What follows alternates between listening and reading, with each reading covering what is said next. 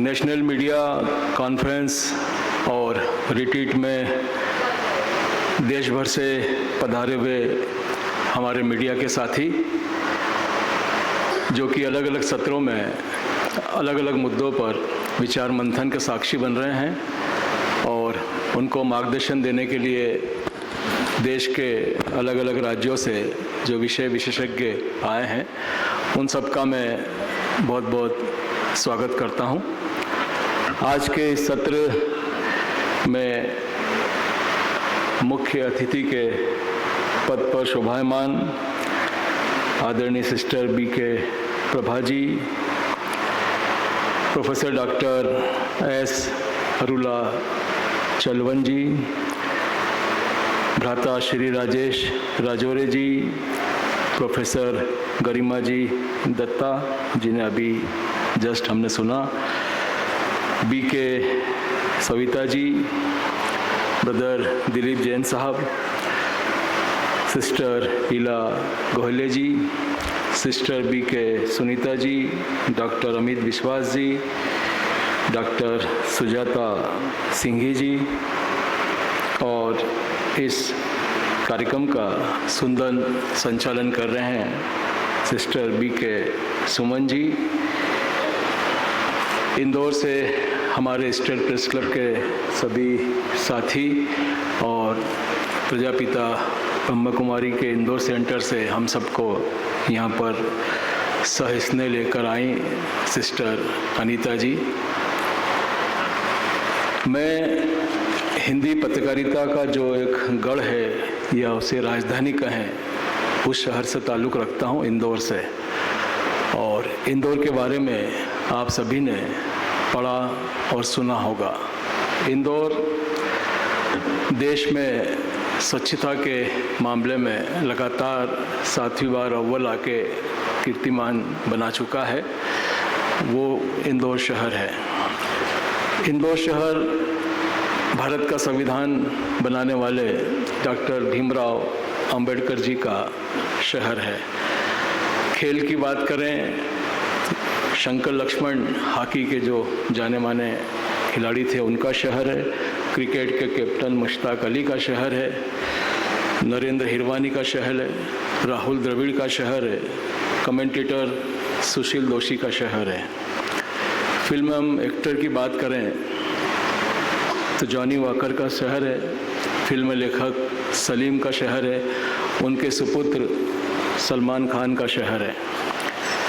गीतकार की बात करें, शायर की बात करें तो राहत इंदौरी का शहर है। स्वानंद किरकिरे का शहर है। इंदौर जाने माने पेंटर M.F. हुसैन का शहर है। गायकी की बात करें तो इंदौर लता मंगेशकर का शहर है। उस्ताद आमिर खान साहब का शहर है।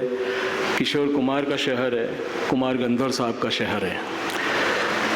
मीडिया जो हमारी फील्ड है उसकी यदि हम बात करें तो जिन्होंने हिंदी पत्रकारिता को शिखर पर पहुंचाया है, राजेंद्र माथुर का शहर है। प्रभाष जोशी का शहर है। राहुल बारपुते का शहर है। माणकचंद वाजपेयी जी का शहर है। शरद जोशी जी का शहर है। डॉक्टर वेद प्रताप वैदिक का शहर है। अभय छजलानी का शहर है।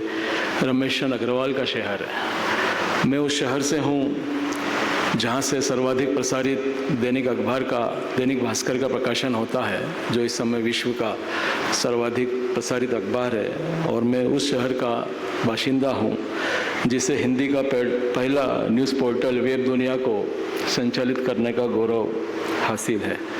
और मैं अब उस शहर का बाशिंदा भी हूँ जहाँ पर 4 तारीख को एक कीर्तिमान बनने वाला है। सर्वाधिक मतों से जीतने वाले सांसद शंकर ललवानी का, क्योंकि वहाँ पर एन वक्त पर प्रतिद्वंदी पार्टी के प्रत्याशी मैदान से हट गए और लगभग 16-17 लाख मतों से जो मतदान हुआ है उसमें एक तरफा नतीजा आने वाला है। तो एक कीर्तिमान वहाँ से वो भी बनने वाला है। मैंने जिन सब लोगों का जिक्र किया इंदौर का, ये सब अपनी अपनी फील्ड के सशक्त हस्ताक्षर थे और उन्होंने अपने अपने फील्ड में मूल्यों की रक्षा करी।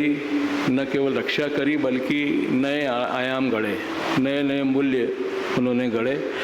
और आज उन मूल्यों का समाज में हम लोग हाथ से होते हुए देख रहे हैं। मूल्य तेज़ी से नीचे की ओर जा रहे हैं। मैं समझता हूँ कि जो नई पीढ़ी और पुरानी पीढ़ी का जो अंतर है वो हम स्पष्ट देखते हैं कि किस तरह से मूल्यों की बातें अब बेमानी सी लगती हैं।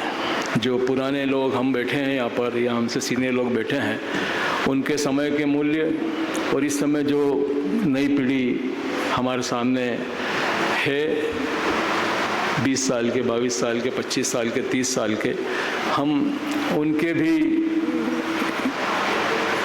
चरित्र देख रहे हैं, उनकी भी चाल देख रहे हैं, उनके भी चेहरे देख रहे हैं कि किस तरह से उन्होंने पुरानी चीज़ों को बदल दिया है।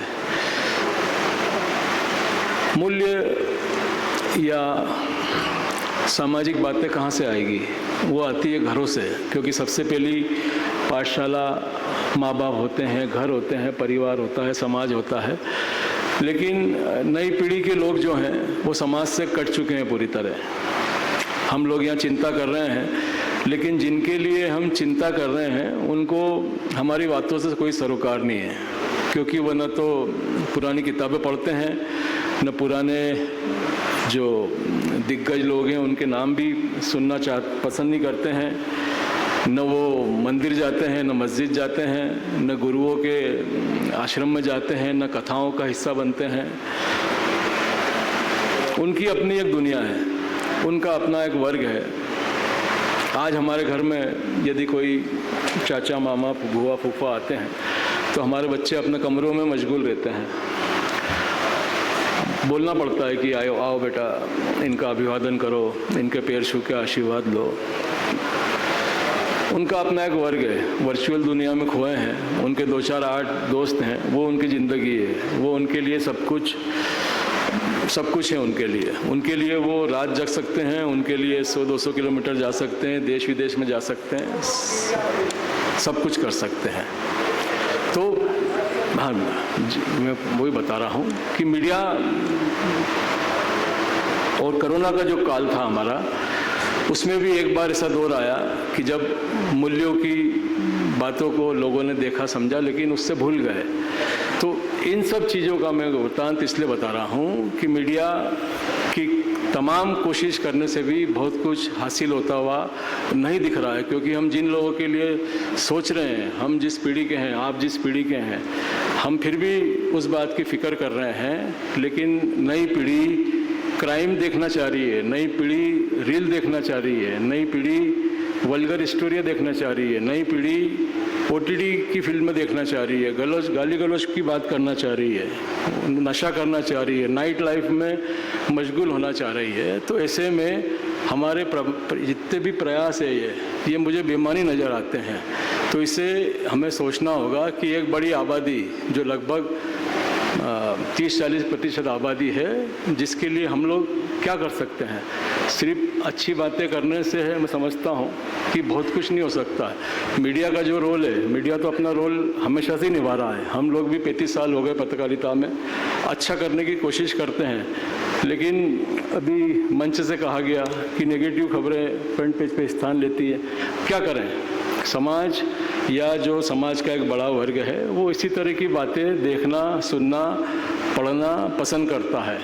तो एक बहुत बड़ी चुनौती है जो इस तरह के, मैं समझता हूँ, आयोजन से निपटने के लिए चर्चा का विषय बनती है और सभी को मिलजुल कर इसका मंथन करना चाहिए कि आखिर इतनी बड़ी चुनौती से कैसे निपटे। क्योंकि ये बातों से नहीं होगा, क्योंकि बात तो सुनी नहीं रही नई पीढ़ी, और इसके बाद वाली जो पीढ़ी आएगी वो पता नहीं क्या करेगी। तो ये सारे प्रश्न जो है समसामयिक है, इस पर हम सभी को सोचना चाहिए। और जहाँ पर हम हैं, जिस अखबार में हम हैं, जिस मीडिया संस्थान में हम हैं, वहाँ जो बेहतर हम कर सकते हैं, भले ही छोटे स्तर पर करें, हमें करना चाहिए। इस तरह के प्रयास, इस तरह की कॉन्फ्रेंस उसी का एक हिस्सा है।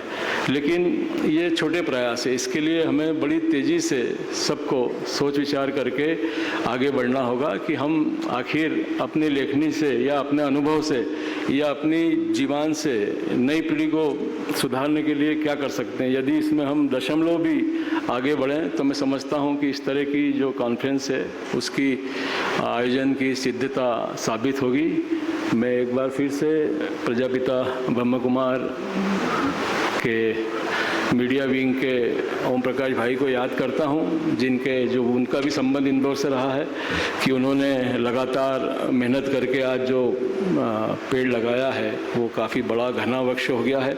इस तरह की कॉन्फ्रेंस साल में 2 बार होती है। इसमें सभी लोग नए विचारों के लिए यहाँ पर उपस्थित होते हैं और निश्चित तौर पर जब हम यहाँ आते हैं या अन्य हमारे मीडिया के साथी आते हैं तो कुछ न कुछ सकारात्मक सोच और शिक्षा लेके जाते हैं। बाकी जो मैंने विषय थोड़ा सा विषयांतर हुआ, लेकिन उसका दर्द यही है कि हम जिनके लिए करना चाहते हैं उनके लिए किस तरह से करें ताकि चिकने घड़े पे पानी डालने जैसी बात सिद्ध ना हो। आपने मुझे बुलाया, इंदौर से प्रतिनिधित्व दिया, हमारे बहुत सारे साथी आए हैं, सभी यहाँ पर अच्छा महसूस कर रहे हैं, सभी सत्रों को अटेंड कर रहे हैं और आने वाले 2 दिन में और भी हम कई बातें अच्छी सीख के जाएंगे। बहुत बहुत धन्यवाद। जय हिंद।